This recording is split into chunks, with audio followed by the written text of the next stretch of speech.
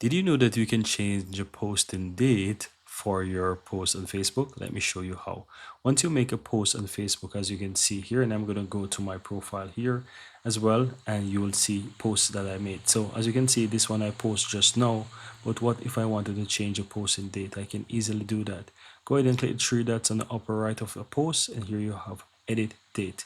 Click on that and you can choose a different date when you want to say that post. You can't choose anything in the future, but you can choose something back. So let's say I wanted to say that was post and the 4th, then go ahead and just maybe change the time here. For example, you can do that.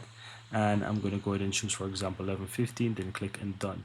And that's it. So this is how you actually change a post and date for posts on Facebook. And that's pretty much it, guys. I'm going to quickly refresh my page and scroll down, and you will see that that will be the first post instead of the last one, because it's going to have that posted date.